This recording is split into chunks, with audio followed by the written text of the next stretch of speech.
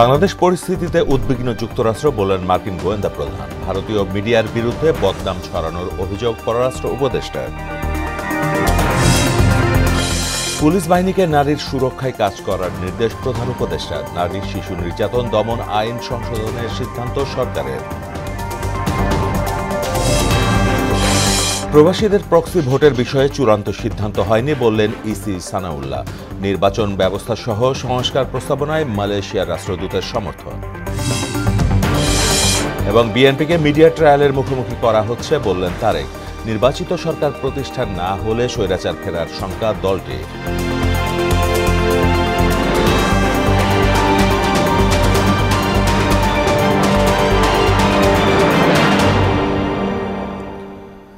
আসসালামু আলাইকুম, সবাইকে মোহনা সংবাদে স্বাগত। শুনছিলেন শিরোনাম, সঙ্গে আছি মাহমুদ হোসেন।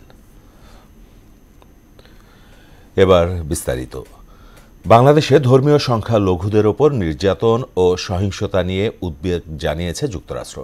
সোমবার ভারতীয় সংবাদ মাধ্যম এনডিটিভিকে দেয়া এক সাক্ষাৎকারে এমনটাই জানিয়েছেন মার্কিন গোয়েন্দা বাহিনীর প্রধান তুলসী গ্যাবার্ড। তিনি বলেন, ধর্মীয় সংখ্যালঘুদের নির্যাতন, হত্যা ও নিপীড়নের বিষয়টি ট্রাম্প প্রশাসন নিবিড়ভাবে পর্যবেক্ষণ করছে। ডোনাল্ড ট্রাম্পের নেতৃত্বে বিশ্বজুড়ে ইসলামী সন্ত্রাসবাদকে পরাজিত করতে আমেরিকা প্রতিশ্রুতিবদ্ধ বলেও জানান তিনি। এরই মধ্যে বাংলাদেশের অন্তর্বর্তী সরকারের সঙ্গে প্রেসিডেন্ট ডোনাল্ড ট্রাম্পের নতুন মন্ত্রিসভা আলোচনা শুরু করেছে। তবে বিষয়টি নিয়ে যুক্তরাষ্ট্র সতর্ক অবস্থানে রয়েছে বলেও ইঙ্গিত দেন তিনি। ভারতীয় মিডিয়া বিশ্বব্যাপী বাংলাদেশ সম্পর্কে মিথ্যা তথ্যের তুলে ধরে বদনাম ছড়াচ্ছে এমন অভিযোগ করে পররাষ্ট্র উপদেষ্টা তৌহিদ হোসেন বলেন, এ বিষয়ে দেশবাসীকে সজাগ থাকতে হবে। সোমবার ইকোনমিক রিপোর্টার্স ফোরাম ইআরএফ কার্যালয়ে এক অনুষ্ঠানে তিনি বলেন, সে দেশের মিডিয়াগুলো তিলকে তাল করছে। এলডিসি থেকে উত্তরণের সময়সীমা পেছানো উচিত হবে না জানিয়ে উপদেষ্টা বলেন, দেশে এখন অর্থ সংকট চলছে, এজন্য রাজস্ব আয় বাড়াতে হবে। সমস্ত পৃথিবীতে তুলার সাবসিডি দিচ্ছে যাদের সামর্থ্য আছে। আমাদের উৎপাদন যদি আমরা বাড়াতে পারি, আসলে সাবসিডি দেওয়া অন্ততপক্ষে তো প্রথম কাজ তো আমরা করতে পারি যে এটাকে কৃষি পণ্য হিসেবে স্বীকৃতি দেওয়া। এই বিষয়টি আমি আপনাদেরকে কথা দিচ্ছি, আমি অবিলম্বে এটা কাউন্সিল ফর ট্রেজারি। পুলিশকে অবহেলা করে কিংবা পাশ কাটিয়ে দেশ গড়া সম্ভব নয় মন্তব্য করে প্রধান উপদেষ্টা প্রফেসর মোহাম্মদ ইউনূস বলেছেন, আইন ও শৃঙ্খলা না থাকলে কোনো চিন্তা পরিকল্পনায় কাজে আসবে না। সোমবার নিজ কার্যালয়ে মাঠ পর্যায়ের পুলিশ কর্মকর্তাদের উদ্দেশ্যে তিনি এসব কথা বলেন। ভাবমূর্তি পুনরুদ্ধার করে পুলিশ বাহিনীকে দায়িত্ব পালনের নির্দেশও দেন প্রধান উপদেষ্টা। সুরাইয়া মুন্নির প্রতিবেদন। তেজগাঁয়ে নিজ কার্যালয়ে মাঠ পর্যায়ে পুলিশ কর্মকর্তাদের সঙ্গে মতবিনিময় করেন প্রধান উপদেষ্টা ড মোহাম্মদ ইউনূস। দিক নির্দেশনামূলক বক্তব্যে তিনি বলেন, 16 বছরের কালিমা সারা গায়ে মাখা আছে, সেই ইতিহাস বদলানো সম্ভব নয়। পুলিশ মানুষের বন্ধু ও আশ্রয়দাতা। এই ভাবমূর্তি প্রতিষ্ঠা করতে পারলে অতীতের সব কথা মানুষ ভুলে যাবে। তোমরা পারবে না, পারার কিছু নেই। এবং যদি অতীতের কোনো কাজে তোমার কাছে অনুশোচনা এসে থাকে, দুঃখ এসে থাকে, এই হলো সুযোগ। এই দুঃখটাকে মোচন করার জন্য এমন কাজ করব, মানুষ ওটা শুধু ভুলে না, এই যেটা নতুন কাজ সেটা দিকে আমাকে স্মরণ করবো। অতীতের প্রশ্ন উঠবে না আর আমার কাছে, তাদের পরিষ্কার দেখবো যে আমরা কি করি না করি, এই জিনিসটা করা। প্রধান উপদেষ্টা বলেন, নারীদের সুরক্ষা দিতে হবে, এটা অনেক বড় কাজ। রাষ্ট্রের অবহেলার কারণে সমাজে এটা দ্রুত বিস্তার লাভ করছে। নিরাপত্তা নিশ্চিত করতে না পারলে বহু সম্ভাবনার এই বাংলাদেশ এখানেই শেষ হয়ে যাবে। নতুন বাংলাদেশ সৃষ্টি করার জন্য তোমাদেরকে ওই চিন্তার থেকে বেরিয়ে আসতে হবে যে না, আমরা নতুন বাংলাদেশ সৃষ্টি করবো। আমাদেরকে অনেক দোষ দেয়, আমরা দেখিয়ে দেবো মানুষ খারাপ না, আমরা খারাপ মানুষের পাল্লায় পড়েছিলাম। আমরা সে খারাপ মানুষ থেকে বের হয়ে এসেছি, আমরা ভালো মানুষ। আমরা দেখো কি করতে পারি, সেই দৃঢ় চিন্তাটা মাথার ভিতরে রাখতে হবে যে আমরা একটা দেখিয়ে সারবো। আমাদেরকে সবাই গালিগালাজ করে, মন্দ বলে, আমাদের কাজের মাধ্যমে আমরা দেখাবো যে আমাদের হাত দিয়েই এই নতুন বাংলাদেশ সৃষ্টি হবে। নির্বাচনের সময় সব চাপ উপেক্ষা করে সাহসিকতার সঙ্গে দায়িত্ব পালন করতে পুলিশ বাহিনীকে নির্দেশও দেন ড মোহাম্মদ ইউনূস। কারণ আমাদের কাছেই রয়েছে আইন এবং শৃঙ্খলা, এটা আমরা প্রতিষ্ঠা করব। এটা প্রতিষ্ঠিত করতে পারলেই ওই এনভায়রনমেন্টটা সৃষ্টি হয় যেখান থেকে এটা উড়ান দেবে। দেশটা উড়ান দিতে হলে একটা তার একটা মোমেন্টাম জেনারেট করতে হয়। এই মোমেন্টাম জেনারেট করার জন্যই হলো এটা যে আমাদের আইন এবং শৃঙ্খলাটাকে প্রতিষ্ঠিত করা। নতুন বাংলাদেশ বিনির্মাণে আইন এবং শৃঙ্খলা প্রতিষ্ঠায় পুলিশ বাহিনীকে নিষ্ঠার সঙ্গে কাজ করার তাগিদ দেন প্রধান উপদেষ্টা। আইনের পরিবেশ সৃষ্টি করা। সুরাইয়া মুন্নি, মোহনা সংবাদ, ঢাকা। শিশু ধর্ষণ মামলার বিচারে বিশেষ ট্রাইব্যুনালের বিধান রেখে নারী শিশু নির্যাতন দমন আইন সংশোধনের সিদ্ধান্ত নিয়েছে সরকার। সোমবার উপদেষ্টা পরিষদ সভায় এ বিষয়ে নীতিগত অনুমোদন দেয়া হয়েছে। আইন উপদেষ্টা জানান, সংশোধিত আইন ভিকটিমকে ক্ষতিপূরণ দেয়ার বিধানও থাকছে। পর্যাপ্ত ডিএনএ ল্যাব না থাকাকে ধর্ষণের বিচার বিলম্বের অন্যতম কারণ উল্লেখ করে পরিবেশ উপদেষ্টা রিজওয়ানা হাসান বলেন, শিগগিরই 2টি ডিএনএ ল্যাব স্থাপন করা হবে। সুরাইয়া মুন্নির আরেকটি রিপোর্ট। দীর্ঘসূত্রিতার কারণে ধর্ষণ মামলায় বেশিরভাগ ক্ষেত্রেই বঞ্চিত হন ভুক্তভোগীরা। এমন ঘটনা বহু পুরনো। তবে সাম্প্রতিক আলোচিত বেশ কয়েকটি ঘটনায় নড়েচড়ে বসেছে সরকার। সংশোধন আনা হচ্ছে নারী ও শিশু নির্যাতন দমন আইনে। প্রধান উপদেষ্টা প্রফেসর মোহাম্মদ ইউনূসের সভাপতিত্বে উপদেষ্টা পরিষদ সভায় নারী ও শিশু নির্যাতন দমন সংশোধন অধ্যাদেশ 2025-এর খসড়ার নীতিগত অনুমোদন দেয়া হয়। পরে ফরেন সার্ভিস একাডেমিতে আয়োজিত ব্রিফিংয়ে অনুমোদন পাওয়া নতুন আইনটি বিভিন্ন বিধান তুলে ধরেন আইন উপদেষ্টা আসিফ নজরুল। শিশু ধর্ষণের মামলার বিচার করার জন্য বিশেষ ট্রাইব্যুনাল স্থাপনের বিধান রাখা হয়েছে। এটা সবাই নীতিগতভাবে সম্মত হয়েছে। সম্মতি ব্যতিরেকে মাগুরার ক্ষেত্রে, বরগুনার ক্ষেত্রে যেই ঘটনাগুলো ঘটেছে, সেই ধর্ষণের ঘটনাগুলোর আলাদা একটা অপরাধ হিসাবে এখানে আইডেন্টিফাইড হয়েছে। এবং দ্বিতীয় শ্রেণীর যে অপরাধ বললাম, সম্মতি ব্যতিরেকে যে ধর্ষণ, সেটার ক্ষেত্রে বিচার এবং তদন্তের সময় কমানো হয়েছে। আমরা এটার উপর সর্বোচ্চ গুরুত্ব দিচ্ছি। এ সময় রিজওয়ানা হাসান বলেন, পর্যাপ্ত ডিএনএ ল্যাব না থাকায় ধর্ষণের বিচার বিলম্বিত হচ্ছে। এই মুহূর্তে ঢাকায় কেবল একটি ডিএনএ ল্যাব আছে। শিগগিরই আরও 2টি ল্যাব বসানো হবে। ধর্ষণের বিচারের ক্ষেত্রে বিলম্ব হওয়ার একটা বড় কারণ হচ্ছে পর্যাপ্ত পরিমাণ ডিএনএ ল্যাব না থাকা। এই মুহূর্তে একটি মাত্র আছে। আজকে সিদ্ধান্ত হয়েছে যে আমরা চট্টগ্রামে এবং রাজশাহীতে দ্রুততার সাথে আরো 2টা ল্যাব ডিএনএ ল্যাব স্থাপন করব। আইনটি চূড়ান্ত অনুমোদনের পর বৃহস্পতিবার গেজেট আকারে প্রকাশ হতে পারে বলে জানান উপদেষ্টারা। ধর্ষণকালে বা ধর্ষণ করার উদ্দেশ্যে যদি কোনো রকম জখম করা হয়, গুরুতর জখম বা সাধারণ জখম, সেটাকেও আমরা কঠোর শাস্তির ব্যবস্থা করেছি। আপনারা বৃহস্পতিবার দিন এটা চূড়ান্ত অনুমোদন হয়ে যাবে আমরা আশা করছি।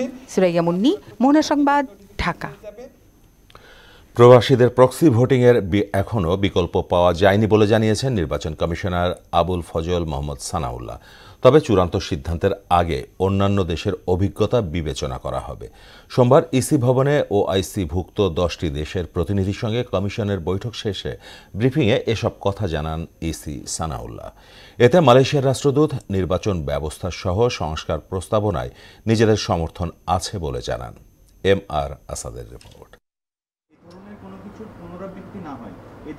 প্রবাসীদের ভোটের সুযোগ নিয়ে আলোচনা সমালোচনার মধ্যেই সোমবার ওআইসিভুক্ত 19 দেশের সঙ্গে বৈঠক ডাকে নির্বাচন কমিশন। আহ্বানে সাড়া দেয় সংযুক্ত আরব আমিরাত, ইরান, কুয়েত, মরক্কো, পাকিস্তান, মিশর, Malaysia, Indonesia, Algeria, Brunei. EC ভবনে বৈঠক শেষে মালয়েশিয়ার রাষ্ট্রদূত নির্বাচন ব্যবস্থা সহ সংস্কার প্রস্তাবনায় নিজেদের সমর্থন জানান। Malaysia will support all the reforms being undertaken by the Bangladesh government, including the electoral reforms. And Malaysia is willing to share its experience especially for the overseas voters for a free, fair and credible election. নির্বাচন কমিশনের সক্ষমতা ও প্রবাসী বাংলাদেশিদের vote গ্রহণ পদ্ধতি নিয়ে আলোচনার কথা জানান ইসি আবুল ফজল মোহাম্মদ সানাউল্লাহ। আমাদের বিভিন্ন প্রস্তুতি, আমাদের অর্গানোগ্রাম, আমাদের ভবিষ্যৎ কর্মপরিকল্পনা, সম্ভাব্য এলাকা যেখানে আমাদের ওআইসিভুক্ত দেশসমূহ আমাদেরকে সহযোগিতা করতে পারে ইত্যাদি বিষয়ে তাদেরকে বলেছি। তাদের অভিজ্ঞতাগুলো আমরা জানতে চেয়েছি, তারা শেয়ার করেছেন, বিশেষ করে প্রবাসী ভোট সংক্রান্ত। সিদ্ধান্ত চূড়ান্ত না হলেও এখনও প্রক্সি ভোটিংয়ের বিকল্প পাওয়া যায়নি বলেও জানান তিনি। আমরা যদি সত্যিকার অর্থে আমাদের প্রবাসীদেরকে ভোট দেওয়ার সুযোগ দিতে চাই, তাহলে কোনো না কোনো একটা অপশন বা সব অপশনের কম্বিনেশন আমাদেরকে নিতে হবে। আর বড় স্কেলে যদি আগামী নির্বাচনে যদি আমরা প্রবাসীদেরকে ভোট দেওয়াতে চাই, তাহলে প্রক্সি ছাড়া আর বিকল্প খুব একটা আছে বলে মনে হচ্ছে না। আগামী নির্বাচনে পর্যবেক্ষক পাঠাতে দেশগুলোর আগ্রহ আছে বলেও উল্লেখ করেন সানাউল্লাহ। প্রক্সি ভোটটা এটাও কিন্তু একটা কারণ প্রক্সি ভোটে যাওয়ার। উনি একটা টেলিফোন কলে তার একজন সহযোগী বলে দিতে পারেন, তাকে তো আর কোনোখানে সমাবেশ করে লাইন বেঁধে ভোট দিতে হচ্ছে না। MR আসাদ, মোহনা সংবাদ, ঢাকা। জনগণ ভোট দিতে পারবে এমন নির্বাচনে বিএনপি অংশ নেবে বলে জানিয়েছেন দলটির ভারপ্রাপ্ত চেয়ারম্যান তারেক রহমান। সোমবার রাজধানীর একটি হোটেলে অনলাইন অ্যাক্টিভিস্টদের সম্মানে আয়োজিত ইফতারে একথা বলেন তিনি। 1-11 মতো বিএনপিকে নিয়ে মিডিয়া ট্রায়ালের চেষ্টা হচ্ছে উল্লেখ করে সার্বভৌমত্ব রক্ষায় সবাইকে ঐক্যবদ্ধভাবে কাজ করার আহ্বান জানান তারেক রহমান। বিস্তারিত তানজিদ ভুইয়ার প্রতিবেদনে। রাজধানীর একটি হোটেলে অনলাইন অ্যাক্টিভিস্টদের সম্মানে এই ইফতার মাহফিল। অনুষ্ঠানের প্রধান অতিথি বিএনপির ভারপ্রাপ্ত চেয়ারম্যান তারেক রহমান। প্রধান আলোচক হিসেবে উপস্থিত ছিলেন দলটির মহাসচিব মির্জা ফখরুল ইসলাম আলমগীর। এ সময় সামাজিক যোগাযোগ মাধ্যমে আগামী দিনের রাজনৈতিক প্রেক্ষাপট এবং অবস্থান তুলে ধরেন বক্তারা। জনগণের অধিকার আদায়ে সবাইকে এক হয়ে কাজ করার আহ্বান জানান বিএনপি মহাসচিব মির্জা ফখরুল ইসলাম আলমগীর। এই যুদ্ধ হচ্ছে আমাদের অস্তিত্বের, এই যুদ্ধ হচ্ছে আমাদের রাজনীতি, এই যুদ্ধ হচ্ছে আমাদের জনগণকে তার অভিষ্ট লক্ষ্যে পৌঁছে দেওয়া। আবার নতুন করে আমাদেরকে সেই যুদ্ধ শুরু করতে হবে। ভার্চুয়ালি যুক্ত হয়ে দলের ভারপ্রাপ্ত চেয়ারম্যান তারেক রহমান বলেন, জাতীয়তাবাদী শক্তির বিরুদ্ধে ষড়যন্ত্র চলছে। বিশেষ করে 1-11 মতো মিডিয়া ট্রায়ালের মুখে ফেলা হচ্ছে। এক্ষেত্রে অনলাইনের যোদ্ধাদের সহযোগিতা প্রয়োজন। দেশের স্বাধীনতা সার্বভৌমত্বের বিরুদ্ধে তারা তাদের অবস্থান থেকে তাদের মাধ্যমে ঠিক 1/11 সময় যেভাবে বিএনপিকে মিডিয়া ট্রায়ালের সম্মুখীন করা হয়েছিল, ঠিক একইভাবে একটি প্রেক্ষাপট তৈরি করার চেষ্টা তারা করছে। জবাবদিহি সরকারের পক্ষেই মানুষের জন্য ভালো কিছু করা সম্ভব বলেও মন্তব্য করেন তিনি। তাদের নিয়ত ভালো ছিল না, সেই জন্য তারা সরকার ব্যবস্থা পরিবর্তন করেছিল, তত্ত্বাবধায়ক সরকার ব্যবস্থা। যেহেতু তাদের নিয়ত ভালো ছিল না, সেই জন্য তারা দুটো আইন পরিবর্তন করেছে। কিন্তু আমাদের নিয়ত ঠিক ছিল। টুকটাক থাকার পরও বাংলাদেশ জাতীয়তাবাদী দল দেশনেত্রী খালেদা জিয়া পরিবর্তন করেননি সরকার ব্যবস্থা। বিএনপি রাষ্ট্র পরিচালনার দায়িত্ব পেলে মানুষের ভাগ্য পরিবর্তন হয় বলেও মন্তব্য করেন তারেক রহমান। বাংলাদেশ জাতীয়তাবাদী দল তথা বিএনপি সবচেয়ে বেশি অবদান রেখেছে, রাখতে সক্ষম। তানজিদ ভুইয়া, মোহনা সংবাদ, ঢাকা। নির্বাচিত সরকার প্রতিষ্ঠা না হলে নানা রূপে স্বৈরাচার ফিরে আসবে বলে আশঙ্কা করছেন বিএনপি নেতারা। টানা 16 বছর বিএনপির সরকার বিরোধী আন্দোলন ও 5 আগস্টের গণ অভ্যুত্থান নিয়ে কিছু উপদেষ্টা বিভাজন সৃষ্টি করছেন অভিযোগ করে শেখ হাসিনার শাসনামলে বিচারহীনতার সংস্কৃতির কারণেই দেশে অপরাধ বেড়েছে। সোমবার রাজধানীতে পৃথক অনুষ্ঠানে এসব কথা বলেন বিএনপি নেতারা। হুমায়ুন কবিরের প্রতিবেদন। মাগুরায় শিশু ধর্ষণ সহ সারা দেশে নারী নির্যাতনের প্রতিবাদে নয়াপল্টনে বিক্ষোভ মিছিল করে জাতীয়তাবাদী মহিলা দল। এর আগে সংক্ষিপ্ত সমাবেশে সংগঠনের নেত্রীরা বলেন, ধর্ষকের সর্বোচ্চ শাস্তি নিশ্চিত হলে জাতিকে এই ধরনের ঘটনা দেখতে হতো না। আসিয়ার ধর্ষকদের দৃষ্টান্তমূলক শাস্তি দিতে হবে, ফাঁসি দিতে হবে। এর বিকল্প কোনো ব্যবস্থা এই বাংলাদেশে আর হতে পারে না। ধর্ষণ, এই ধর্ষণ যে মহামারী আকারে রূপ নিয়েছে, এই ধর্ষণকে চিরতরে যেন নির্মূল করা হয়। আমাদের দেশনেত্রী বেগম খালেদা জিয়া কিন্তু চেষ্টা করেছিলেন। বিএনপির স্থায়ী কমিটির সদস্য বেগম সেলিমা রহমান অভিযোগ করেন, শেখ হাসিনার দুঃশাসনের ফলে সমাজে অসুস্থ পরিবেশ তৈরি হয়েছে। একটি সুন্দর নির্বাচন দিয়ে জনগণের আস্থা ফিরিয়ে নিয়ে আসুন, তবে বাংলাদেশের সমাজ থেকে শুরু করে আমাদের যে মূল্যবোধের অবক্ষয় সকল কিছু ঠিক হয়ে যাবে। দলের সিনিয়র যুগ্ম মহাসচিব রুহুল কবির রিজভী অভিযোগ করেন, গেল 15 বছরে বিচারহীনতার সংস্কৃতির কারণেই সারা দেশে বেড়েছে অপরাধমূলক কর্মকাণ্ড। শেখ হাসিনার শাসন আমল ছিল অপরাধীদের অভয়ারণ্য। অপরাধী, ধর্ষক, টাকা লুটেরা, স্মাগলার, মাদক ব্যবসায়ী, মাফিয়াতন্ত্র এবং ক্যাসিনোর মালিকদের রমরমা আধিপত্য ছিল আমাদের সমাজে। এদিকে ঢাকা রিপোর্টার্স ইউনিটিতে এক আলোচনায় বিএনপির স্থায়ী কমিটির সদস্য আমির খুসরু মাহমুদ চৌধুরী জনগণের সরকার প্রতিষ্ঠা না হওয়া পর্যন্ত সবাইকে সতর্ক থাকার আহ্বান জানান। যেই দিন বাংলাদেশে পরিপূর্ণভাবে গণতান্ত্রিক অধিকার অর্ডার, দায়বদ্ধ সরকার, জবাবদিহি সরকার, জনগণের ইচ্ছার প্রতিফলনের মাধ্যমে যতক্ষণ প্রতিষ্ঠিত না হবে ততক্ষণ আপনারা মনে করবেন বাংলাদেশ থেকে স্বৈরাচার বিদায় হয়নি। দেশে ক্ষুদ্র ক্ষুদ্র স্বৈরাচার তৈরি হচ্ছে কিনা এমন প্রশ্নও রাখেন আমির খুসরু। ক্ষুদ্র ক্ষুদ্র স্বৈরাচার কি আবার বাংলাদেশে তৈরি হচ্ছে? হুমায়ুন কবির, মোহনা সংবাদ, ঢাকা। ক্ষমতায় এলে কোরআনের আলোকে মানবিক বাংলাদেশ গড়ার কথা জানিয়েছেন জামায়াতে ইসলামের আমির ডাক্তার শফিকুর রহমান। আর সেক্রেটারি জেনারেল মিয়া গোলাম পরোয়ার বলেন, ছাত্র জনতার স্বপ্ন বাস্তবায়নে তাকওয়া ভিত্তিক রাষ্ট্র দরকার। সোমবার আলাদা অনুষ্ঠানে এসব কথা বলেন তারা। আরও জানাচ্ছেন ওবায়দুল হক মারুফ। রাজধানীতে রমাদান কনফারেন্স ও ইফতার মাহফিলের আয়োজন করে ন্যাশনাল ডক্টর ফোরাম ঢাকা মহানগর দক্ষিণ। সিয়াম সাধনার উদ্দেশ্য ও তাৎপর্য আলোচনা করেন বক্তারা।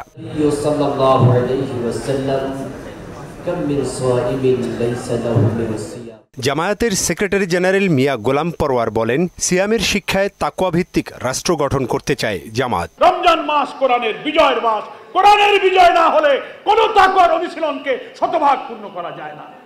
বাংলাদেশ জামাত ইসলামী এই তাকওয়ার বাংলাদেশ, এই বরকতের বাংলাদেশ গড়তে পারলে নতুন বাংলাদেশ গড়ার যে স্বপ্ন জুলাই অভ্যুত্থানে আমাদের ছাত্র জনতা দেখেছিল, সেই স্বপ্ন পূরণের জন্য কোরআনের বাংলাদেশ আমাদের করতে হবে। এদিকে গত 4 মার্চ বরগুনায় নির্যাতনের শিকার 7ম শ্রেণীর স্কুল ছাত্রীর পরিবারের খোঁজ খবর ও ভুক্তভোগীর বাড়িতে যান জামায়াতে ইসলামীর আমির ডাক্তার শফিকুর রহমান।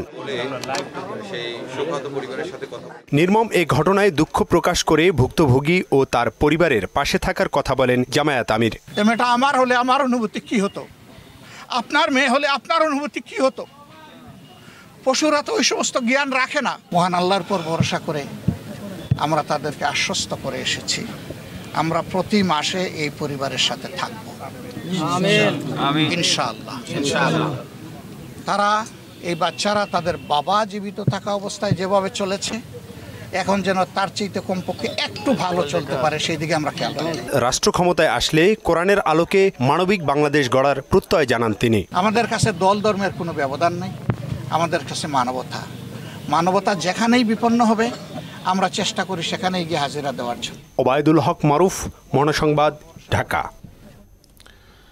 গত বছরের 15 জুলাই থেকে 5 আগস্ট পর্যন্ত ছাত্র জনতার আন্দোলনে হামলায় জড়িত ঢাকা বিশ্ববিদ্যালয়ের 128 শিক্ষার্থীকে সাময়িক বহিষ্কার করেছে প্রশাসন। জুলাই গণ অভ্যুত্থানের সময় হামলা সংক্রান্ত তথ্যানুসন্ধান কমিটির প্রতিবেদনের আলোকে সিন্ডিকেট সভায় এ সিদ্ধান্ত নেওয়া হয়েছে। বহিষ্কৃত শিক্ষার্থীরা নিষিদ্ধ সংগঠন ছাত্রলীগের রাজনীতির সঙ্গে জড়িত বলে জানা গেছে, তবে তাদের নাম পরিচয় জানা সম্ভব হয়নি। গত 13 মার্চ উপাচার্য অধ্যাপক নিয়াজ আহমেদ খানের কাছে তদন্ত প্রতিবেদন হস্তান্তর করেন অনুসন্ধান কমিটির আহ্বায়ক অধ্যাপক কাজী মাহফুজুল ইসলাম। হামলায় জড়িত অনেক সাবেক শিক্ষার্থীর একাডেমিক সনদ বাতিলের সুপারিশ করা হয়েছে প্রতিবেদনে। করোনা ভাইরাসের টিকা কেনার নামে রাষ্ট্রের 22,000 কোটি টাকা আত্মসাতের অভিযোগে বেক্সিমকো ফার্মার vice chairman Salman F Rahman ও সংশ্লিষ্টদের বিরুদ্ধে অনুসন্ধান শুরু করেছে দুর্নীতি দমন কমিশন দুদক। এছাড়া আওয়ামী লীগ দলীয় সাবেক সংসদ সদস্য শাহিন চাকলাদার ও তার স্ত্রীর বিরুদ্ধে জ্ঞাত আয় বহির্ভূত সম্পদ অর্জনের অভিযোগে মামলা করেছে দুদক। সোমবার দুপুরে দুদক কার্যালয়ে এক ব্রিফিংয়ে এসব তথ্য জানান সংস্থাটির মহাপরিচালক মোহাম্মদ আক্তার হোসেন। এসইউ সেলিমের প্রতিবেদন। 2019-20 সালে কোভিড-19 বা করোনা ভাইরাসের আগ্রাসনে বিপর্যস্ত হয় গোটা বিশ্ব। সে সময় ভারতের সেরাম ইনস্টিটিউট থেকে অক্সফোর্ড ও অ্যাস্ট্রাজেনেকার 3 কোটি টাকা কেনার চুক্তি করে বাংলাদেশ। সোমবার দুদক কার্যালয়ে সংবাদ ব্রিফিংয়ে সংস্থার মহাপরিচালক জানান, টিকা কিনতে 40,000 কোটি টাকা দেখানো হলেও প্রকৃতপক্ষে খরচ হয়েছে 18,000 কোটি টাকা। বাকি 22,000 কোটি টাকা আত্মসাৎ করেছেন সালমান এফ রহমান ও তার সিন্ডিকেট। অভিযোগ সংশ্লিষ্ট জনাব Salman F Rahman, Beximco Pharma limited এবং অন্যান্যদের বিরুদ্ধে করোনা ভ্যাকসিন ক্রয়কে কেন্দ্র করে গড়ে ওঠা একটি অসাধু সিন্ডিকেট কর্তৃক 22,000 কোটি টাকা রাষ্ট্রীয় অর্থ আত্মসাতের অভিযোগের বিষয়ে অনুসন্ধানের সিদ্ধান্ত গৃহীত হয়েছে।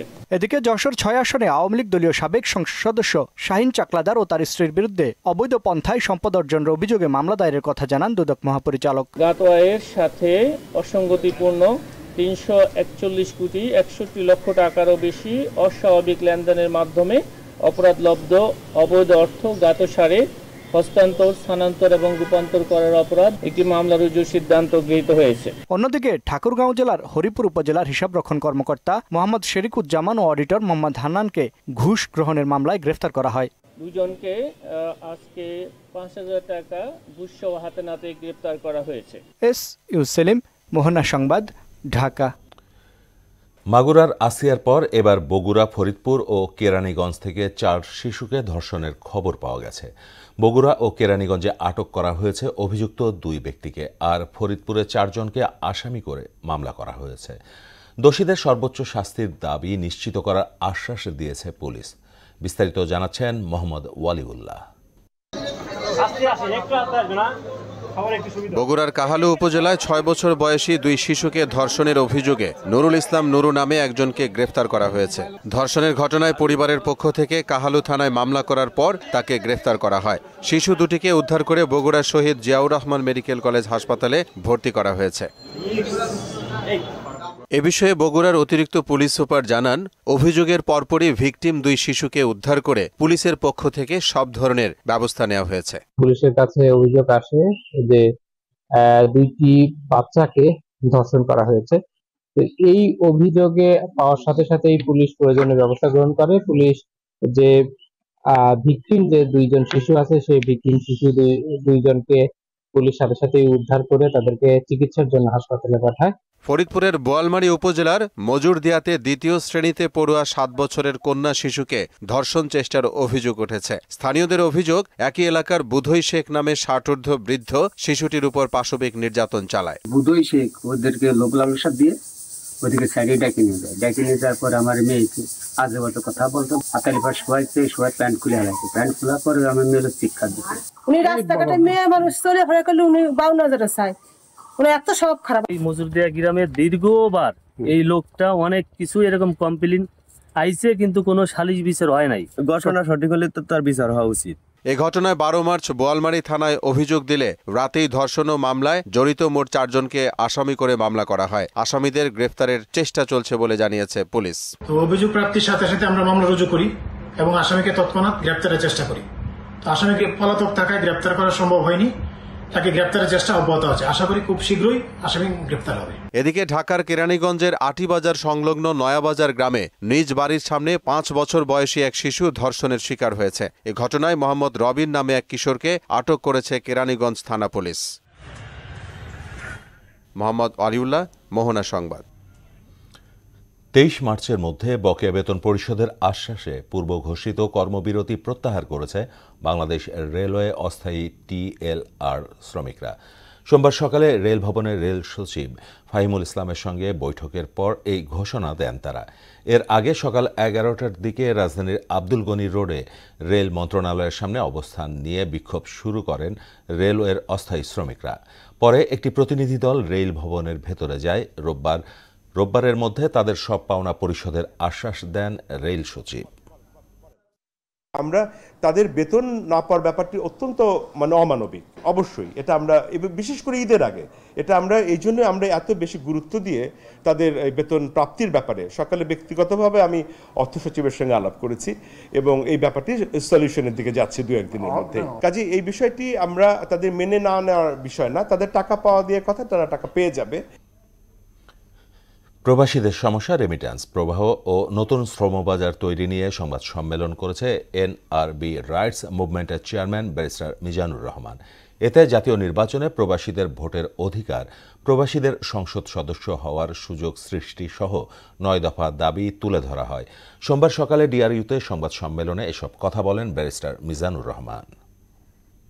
আগামী যে জাতীয় নির্বাচন হবে, সংসদীয় নির্বাচনের আগে যাতে আমাদের ভোটের একটা রাইটের অধিকার হয়, আমরা যেন প্রবাস থেকে যেন আমরা ভোট দিতে পারি, তাহলে অ্যাটলিস্ট আমরা বলতে পারি আমরা যে বিলিয়ন ডলার দিচ্ছি, তাহলে আমাদের একটু সার্থক হচ্ছে যে আমাদের কষ্টটা অ্যাটলিস্ট একটু লাঘব হবে।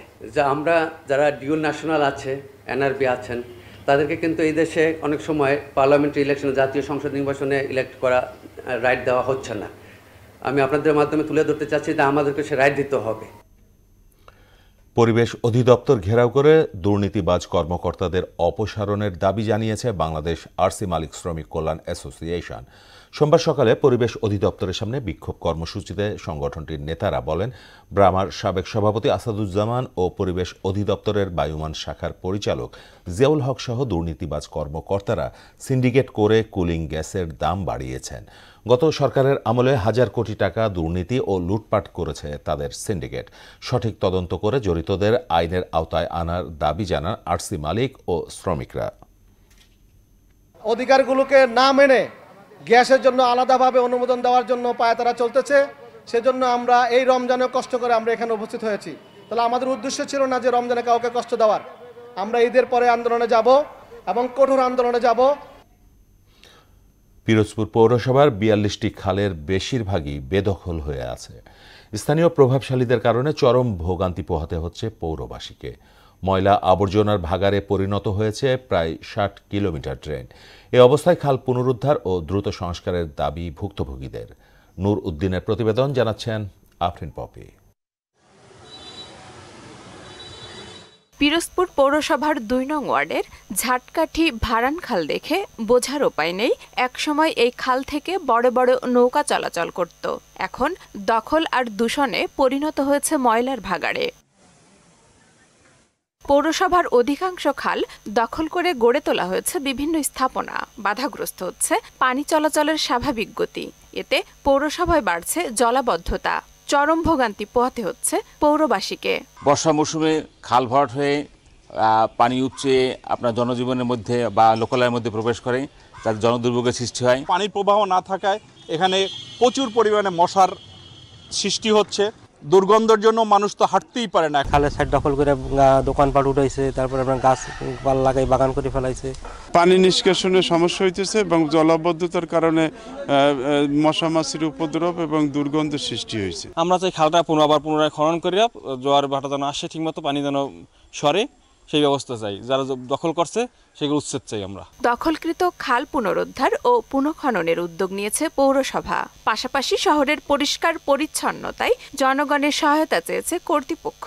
যত্রতত্র খালে যেখানে সেখানে ফালায়, এতে খালগুলি দিন দিন নাব্যতা হারাচ্ছে এবং ভরে যাচ্ছে। আর দখল তো আছেই, এটা জেলা প্রশাসন এবং আমরা এগুলি চিহ্নিত করার, জেলা প্রশাসনের সাথে মানে আমরা এটা চিহ্নিত করার প্রক্রিয়া আছি। চিহ্নিত হয়ে গেলে আমরা এটা উচ্ছেদ অভিযানে যাবো। ৪২টা খাল আছে, সেগুলো পুনরুদ্ধারের জন্য আমরা ব্যবস্থা নিয়েছি। আর এখানে মানুষের সব শ্রেণীর মানুষের আগায় আসতে হবে। এই কারণেই পরিষ্কার পরিচ্ছন্নতা এবং শহরের জলাবদ্ধতা নিরসনে আমরা সেই পৌরবাসী প্রত্যেকজন আমাদের সাথে আগায় আসে। খালগুলো পুনরুদ্ধারের পাশাপাশি দখলদারদের বিরুদ্ধে কঠোর ব্যবস্থা নেওয়ার দাবি ভুক্তভোগীদের। আফরিন পপি, মোহনা সংবাদ। এবারে দেশের বাইরের খবর। ইউক্রেনকে কখনোই সামরিক জোট নেটোর অংশ করা যাবে না। একই সঙ্গে যুদ্ধ অবসানে দেশটিকে নিরপেক্ষ ভূমিকা পালনেরও শর্ত দিয়েছে রাশিয়া। এদিকে যুদ্ধ বন্ধে মঙ্গলবার রুশ প্রেসিডেন্ট পুতিনের সঙ্গে ফোনালাপের কথা রয়েছে ডোনাল্ড ট্রাম্পের। অন্যদিকে ইয়েমেনে হামলার জবাবে মার্কিন রণতরীতে ক্ষেপণাস্ত্র হামলা চালিয়েছে হুতি বিদ্রোহীরা। ইস্তিয়াক হোসেনের ডেস্ক রিপোর্ট। ইউক্রেনকে সামরিক জোট ন্যাটোয় অন্তর্ভুক্ত না করা সহ যুদ্ধবন্ধে দেশটিকে নিরপেক্ষ ভূমিকা পালন করতে হবে বলে যুক্তরাষ্ট্রকে শর্ত দিয়েছে রাশিয়া। একই সঙ্গে ন্যাটোর কোনো শান্তিরক্ষীও ইউক্রেনে প্রবেশ করতে পারবে না বলে সাফ জানিয়েছেন রুশ ডেপুটি পররাষ্ট্রমন্ত্রী আলেকজান্ডার গ্রুশকো। এর আগে প্রয়োজনে ইউক্রেনে সেনা মোতায়েনের কথা জানায় যুক্তরাজ্য এবং ফ্রান্স। চলতি সপ্তাহে রাশিয়া ইউক্রেন যুদ্ধ অবসানে রুশ প্রেসিডেন্ট ভ্লাদিমির পুতিনের সঙ্গে টেলিফোনে কথা বলবেন মার্কিন প্রেসিডেন্ট ডোনাল্ড ট্রাম্প। সোমবার সিএনএনকে দেয়া সাক্ষাৎকারে এই কথা জানান মার্কিন কর্মকর্তা স্টিভ উইটকফ। দুপক্ষের দাবি শুনে যুক্তরাষ্ট্র শান্তি চুক্তি খসড়া প্রস্তুত করবে বলেও জানান তিনি। ক্রেমলিনও মঙ্গলবার এই ফোনালাপের বিষয়টি নিশ্চিত করেছে। এদিকে ইয়েমেনে মার্কিন হামলার জবাবে যুক্তরাষ্ট্রের ইউএসএস হ্যারি এস ট্রুম্যান বিমানবাহী রণতরীতে ক্ষেপণাস্ত্র হামলা চালিয়েছে হুতি বিদ্রোহীরা। এতে জাহাজটি ইয়েমেনের জলসীমা থেকে সরে যেতে বাধ্য হয়। এর আগে সশস্ত্র গোষ্ঠী হুতিদের অবস্থান লক্ষ্য করে শনিবার থেকে ইয়েমেনে বিমান হামলা চালায় যুক্তরাষ্ট্রের সামরিক বাহিনী। এতে এ পর্যন্ত নারী, শিশু সহ ৫৩ জনের মৃত্যু হয়েছে। ইশতিয়াক হোসেন, মোহনা সংবাদ। খেলার খবর ফুটবল। বাংলাদেশে এসেছেন বাংলাদেশি বংশোদ্ভূত ইংলিশ ফুটবলার হামজা দেওয়ান চৌধুরী।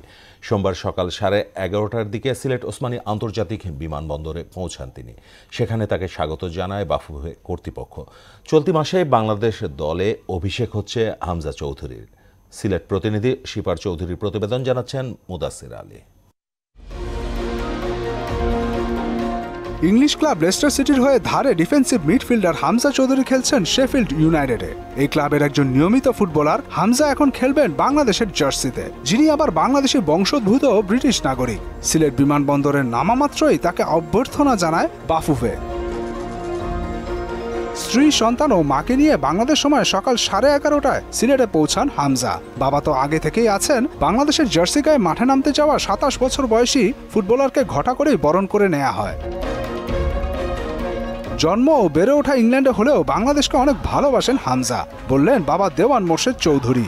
বাংলাদেশের মানুষকে সে ভালোবাসে, মানুষ যাকে তাকে ভালোবাসে বলেই সে ইচ্ছে করছে বাংলাদেশের জন্য কিছু একটা করবে। সিলেটবাসীর আশা দেশের ফুটবলকে ভালো কিছু দেবেন হামজা। আর বাংলাদেশ ফুটবলকে ফলো করে তাদের একটা স্বপ্ন ছিল যে হামজা চৌধুরী একদিন বাংলাদেশ ফুটবলে যোগ দেবে, বাংলাদেশ ন্যাশনাল টিমের হয়ে খেলবে। ইন্ডিয়ার বিপক্ষে এই ম্যাচটা জিতে বাংলাদেশের ফুটবলের আশা করতেছি বাংলাদেশের ফুটবলের একটা ভালো দিগন্ত শুরু হচ্ছে আমাদের ইনশাআল্লাহ। বাংলাদেশের তরুণ ফুটবলাররা বাংলাদেশের ফুটবলে যে হত্যা করতে পারছেন, তারা সবাই নতুন ফুটবলের সূচনা দেখবেন, নতুন দিনের স্বপ্ন দেখবেন। সিলেটে পৌঁছে হামজা সপরিবারে যান হবিগঞ্জের বাহুবল উপজেলার স্নানঘাট গ্রামে পৈতৃক ভিটায়।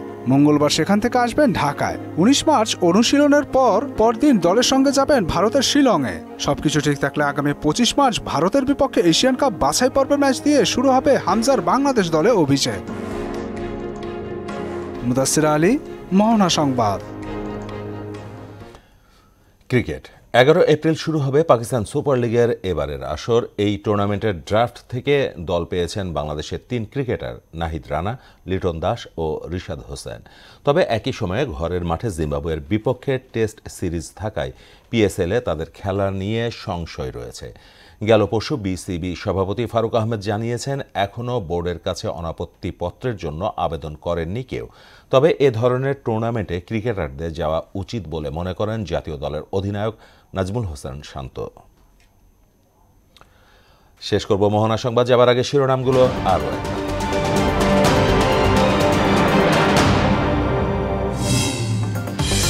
বাংলাদেশ পরিস্থিতিতে উদ্বিগ্ন যুক্তরাষ্ট্র, বললেন মার্কিন গোয়েন্দা প্রধান। ভারতীয় মিডিয়ার বিরুদ্ধে বদনাম ছড়ানোর অভিযোগ পররাষ্ট্র উপদেষ্টার। পুলিশ বাহিনীকে নারীর সুরক্ষায় কাজ করার নির্দেশ প্রধান উপদেষ্টার। নারী শিশু নির্যাতন দমন আইন সংশোধনের সিদ্ধান্ত সরকারের। প্রবাসীদের প্রক্সি ভোটের বিষয়ে চূড়ান্ত সিদ্ধান্ত হয়নি, বললেন ইসি সানাউল্লাহ। নির্বাচন ব্যবস্থা সহ সংস্কার প্রস্তাবনায় মালয়েশিয়ার রাষ্ট্রদূতের সমর্থন। এবং বিএনপিকে মিডিয়া ট্রায়ালের মুখোমুখি করা হচ্ছে, বললেন তারেক। নির্বাচিত সরকার প্রতিষ্ঠা না হলে স্বৈরাচারে ফেরার শঙ্কা দলটি।